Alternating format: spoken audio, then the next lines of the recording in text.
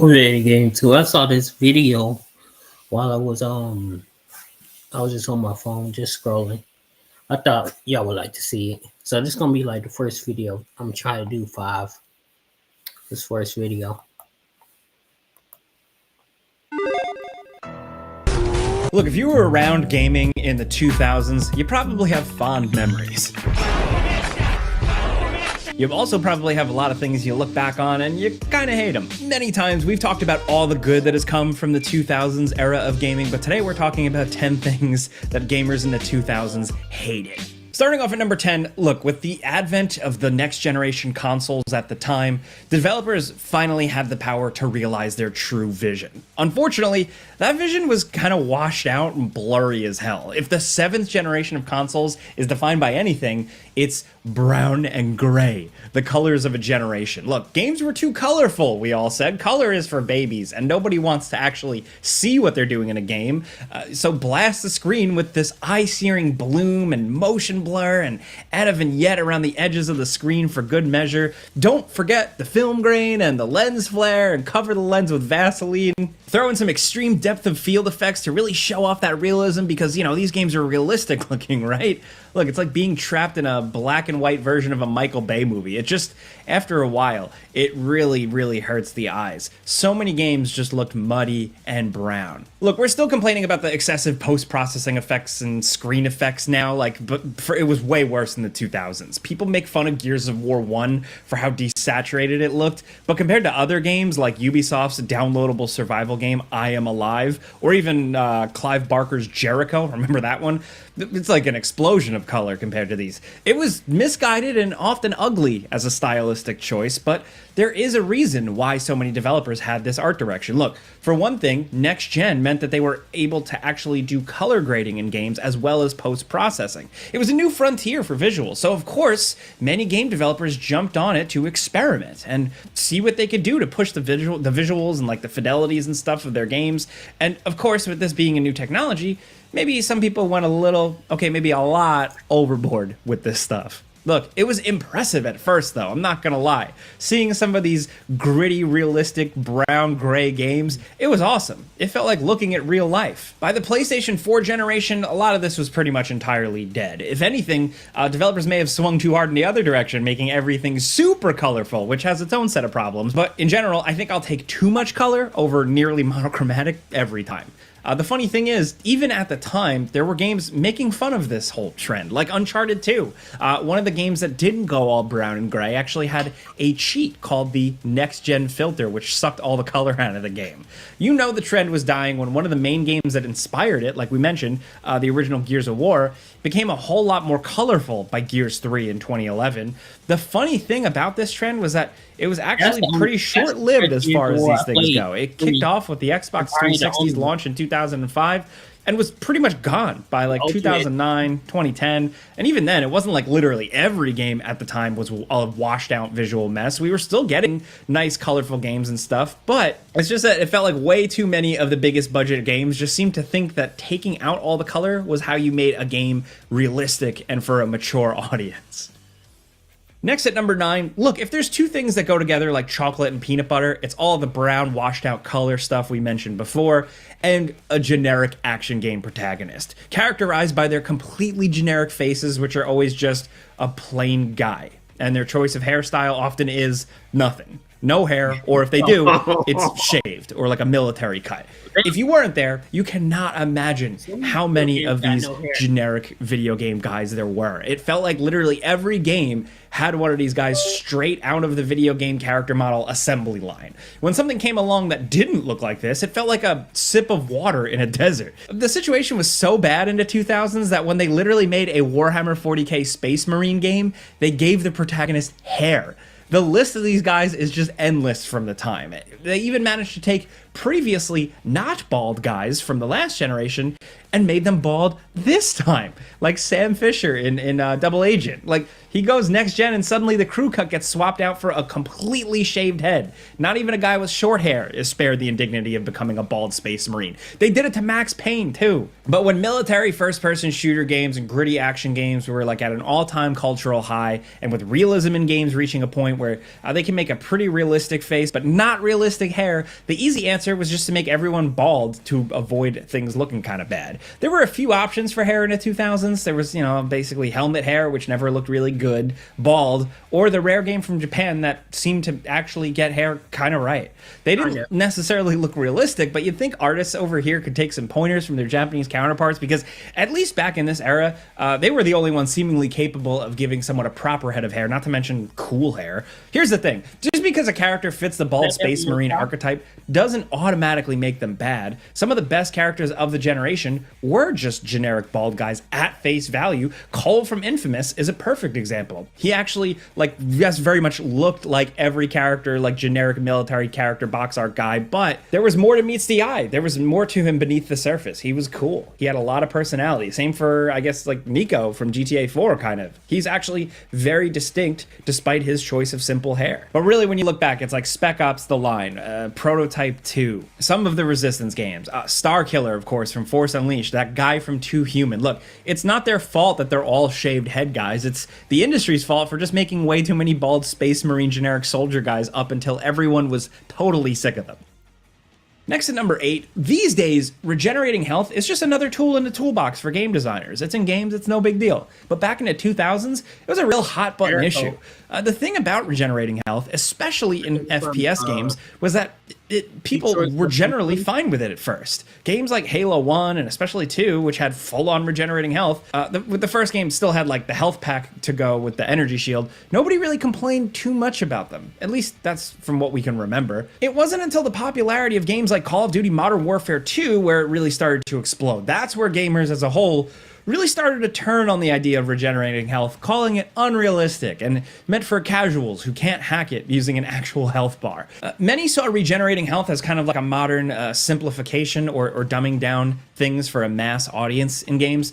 Part of what made this whole thing such an easy target was the infamous red jelly from Modern Warfare 2. That's the game that took the on-screen damage just a little too far. So when you took a certain amount of damage, the screen gets covered in blood, which eventually fades away and your health refills. But it was so over the top and blocked so much of the screen that the idea was just rife for parody. Look, the concept was silly on its face, but like looking back, this whole debate, really, now it's not really a big deal. Obviously, the real concern back then was just that many old school gamers just didn't like the direction mainstream shooters were going. They liked their health meters and traditional armor pickups and didn't want them to get replaced with standing behind cover and waiting for like the red jelly to go off the screen or your health bar to slowly come back up. It just encouraged a kind of different play style in the games that used it. Nowadays, though, it's kind of like there's room for both. We see both types of mechanics used in games, and I think the world kind of just continued on. It's funny, though, how some things seem to be a big deal at the time, and then eventually they're just not. Next at number 7, when the Wii launched on November 19th, 2006, it almost instantly blew past all expectations. The thing was huge, man. The GameCube had a lot of great games, but it was, more of a sales disappointment. It didn't pop off as much as Nintendo apparently wanted. And with Nintendo in technically third place in the console wars, I guess, the Wii really changed all that and ended up being the clear winner for a long time. What made the Wii such a success, really? It was the motion controls. Those are what get people in the door. That's what had casual audiences buying this thing up, and it managed to really bring a sizable audience to the platform and into the gaming world. The motion control made Nintendo big money, but its greatest success ended up being the system's biggest curse. The problem is kind of simple, man. Motion controls are fine for, simple little mini games or like, an optional choice for driving games or the rare shooter that actually makes decent use of it. But for everything else, all the games that are essentially just traditional games that can easily be played with a standard controller, being forced to use motion controls kind of sucked ass. And so many games on the Wii and beyond kind of had them. So, for example, does a game like Donkey Kong Country Returns really need motion controls? It's just a traditional platformer. For some reason, they make you waggle the controller to roll and do simple actions like slamming the ground. Look, maybe we're grumpy. I didn't think it was that fun. Motion controls oftentimes just like we were all denying ourselves, we were kidding ourselves, but it made controlling some games needlessly more complicated and sloppier.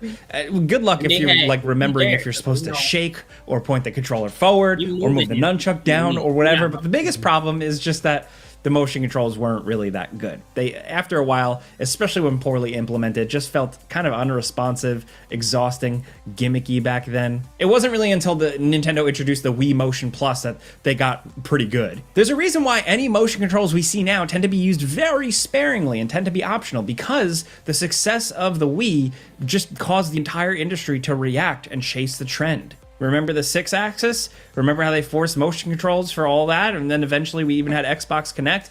I blame all that on the initial success of the Wii. Maybe that's just like a fan theory, but yeah, anyway. I don't think it's even around. Next at number 6, we've come a long way from 2004, man. It used to be that there were gamers that refused to install Steam. Some of us just found it like this annoying pack-in vaporware. Meanwhile, now, people refuse to use anything else oftentimes. Steam is like the bedrock of the PC gaming community in 2025. You know, you could go so far as to say that PC gaming wouldn't even exist as it is now without Steam. It's so dominant that it's inescapable. You were not playing games on PC without using it, or at least putting a lot of unnecessary effort trying to work around it. But in 2004, nobody could have imagined just how far the platform would end up growing. I certainly did not.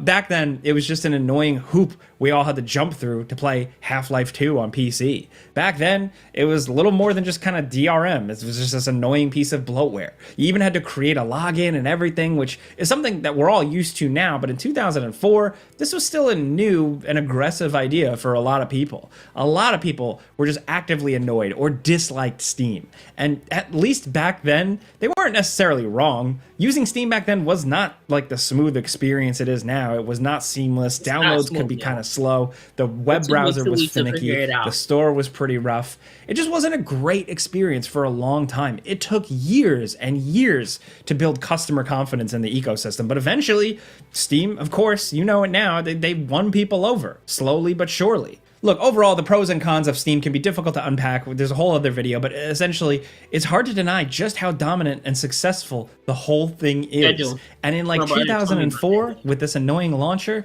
we really just didn't see it coming. Next at number 5, believe it or not, like in the era of the Souls-like now, this might sound absurd, but in the late 2000s, there was a lot of anti-boss fight discourse out there. It seemed like everyone hated the good old-fashioned traditional boss fight. It was just think piece after think piece after think piece, and endless forum posts about fans complaining about certain boss battles, man. Now look, as someone here, like we all really love boss battles here, clearly. Like, see the many videos we've done covering that topic. This kind of reactionary turn against the concept was pretty alarming back then. It wasn't just a bunch of loud voices shouting to the ether either. It felt like the developers were kind of listening. For a little while, in the late 2000s, it really did seem like the concept of the classic boss battle was kind of going to go the way of the dodo. Then a little game called Demon's Souls came out in 2009, and everyone started to pretend like they always like boss fights, actually. Okay, look, that's a little bit of an exaggeration, we'll totally admit, but you could see the tide turning, in part, because of the critical success of games like Demon's Souls. Look, not even saying that people were wrong to think this. I think specifically a lot of this anti-boss battle sentiment was brought on by just a lot of really, really bad, undercooked boss battles in games. Like in the PS2 era, things were better, but come Xbox 360 time, there was just a lot of unfun boss encounters in some games. Uncharted 2 had a rough one. Batman Arkham Asylum's last boss just kind of felt half-assed. Borderlands 2 had a few stinkers. Killzone 2. A lot of those games, and similar ones like this, they had some pretty awful final fights that felt kind of anticlimactic. For a while, it just felt like video games couldn't stick the landing that was a big ending battle. So I get why some people just kind of wanted to abolish boss fights forever, but thankfully I'm glad that we didn't go that extreme and we still have boss fights today.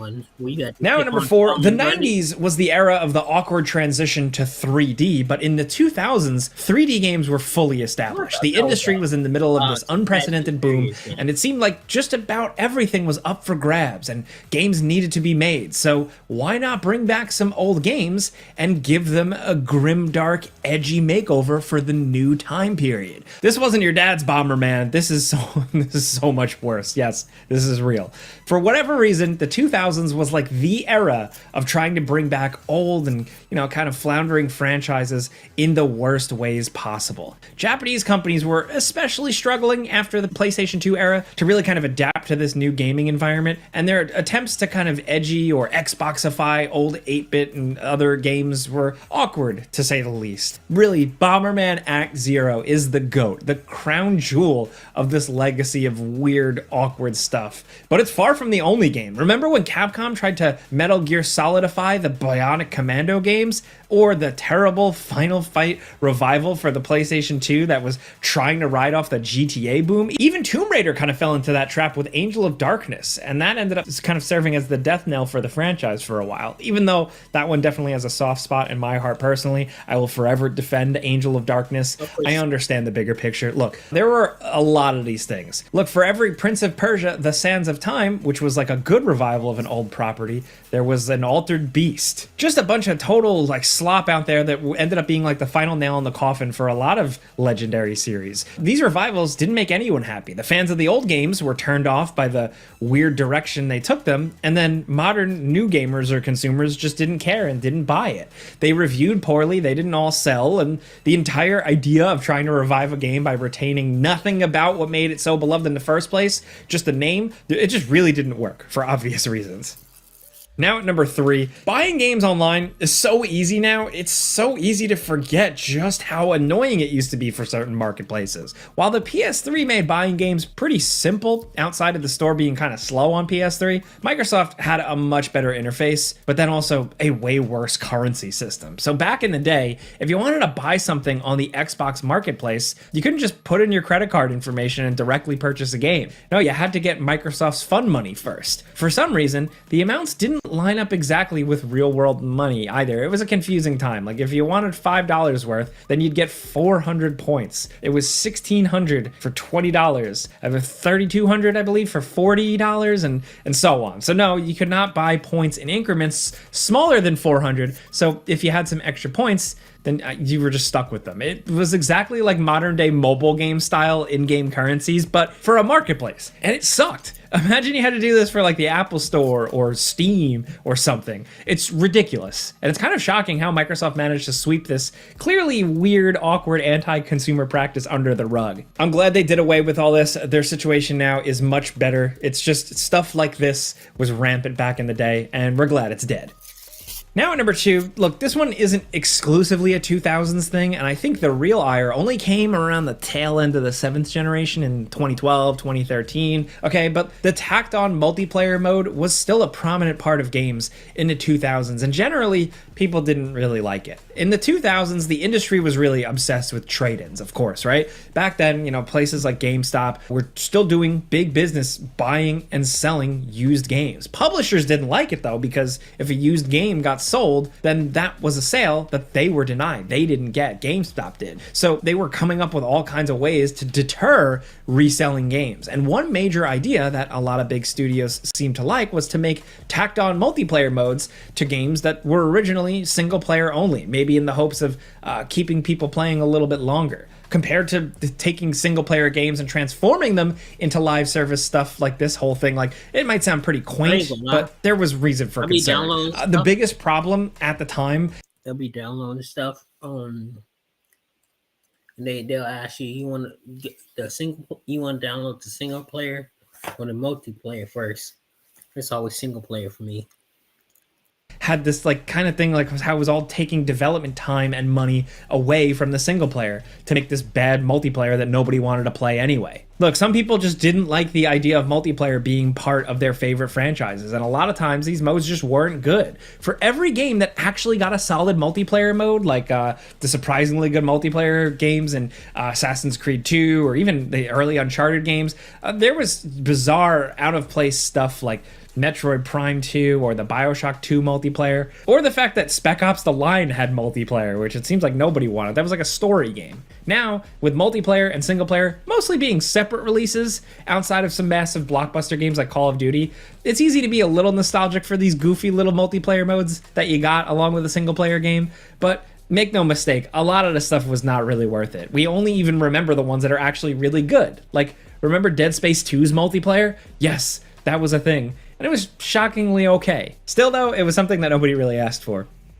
Now, down at number 1, while later generations have kind of come to accept and embrace DLC or downloadable content, for gamers from the 2000s, it was still public enemy number 1. We all remember Horse Armor, and while many fought the good fight, nobody could have guessed that the game was rigged right from the start, man. The thing about DLC is that most of the earliest forms of DLC came as free updates. It wasn't until the Xbox and PS3 did we start seeing DLC cost actual real-world money. Many recognized that slippery slope that the industry was on pretty early, and many railed against DLCs right from the start. But it was just too easy of a moneymaker. Horse Armor is easy and cheap for them to make, and sold for $5, it's probably a big win for them. That form of DLC is still around and stronger than ever. But one thing that was a big problem in the 2000s, but is mostly gone these days, is the Season Pass. I'm talking about the original definition of the Season Pass, like the old version. The one that was meant exclusively for multiplayer games where they sold extra maps in a pack that you would buy ahead of time.